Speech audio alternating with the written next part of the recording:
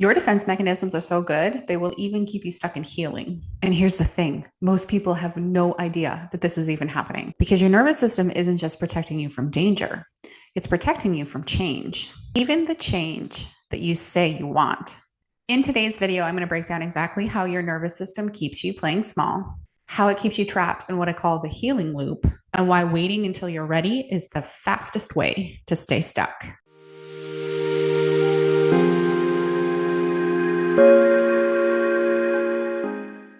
If you're new here, welcome. I am Jackie Faber. On this channel, I help you break free from trauma patterns, reclaim your power, and expand into the life that you want. So if you're ready to stop surviving and start expanding, hit that subscribe button now because this whole series is seriously going to change the way you see healing. Let's start with the basic truth that our nervous system lives by: safety over everything. Your brain and your body evolved to keep you alive, not to make you happy. So the moment you try to step into something that's unfamiliar, whether that's leaving a job, starting a business, speaking your truth in a relationship, your system is scanning for danger. And here's the tricky part.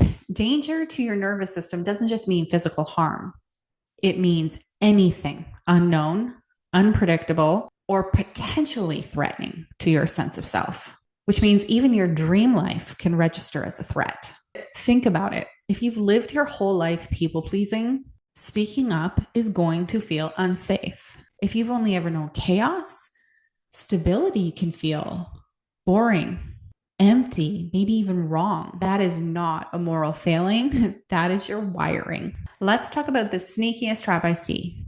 That's the healing loop. Healing feels productive. You're journaling, you're meditating, you're going to therapy, and you're reading self-help books.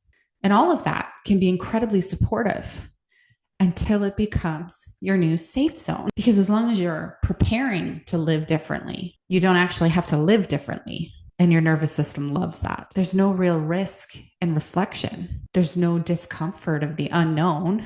You get the illusion of movement without the vulnerability of actual change.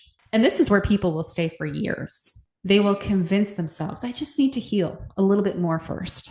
I just need to heal a little bit more before I start dating. Or I just need to be a little bit more confident before I launch my business. But confidence doesn't precede action. It comes from action. I had a client once who wanted to start her own creative business. And every time we got close to her taking a real step, making a post or telling people about it, her body would shut down. And she would say, I'm just not ready yet. It felt true for her. But when we unpacked it, we saw that the I'm not ready was actually her nervous system saying, we don't know what's going to happen if we're successful. And that is terrifying. So instead of trying to force readiness, we worked on expanding her capacity in these small, safe steps. And here's the wild part.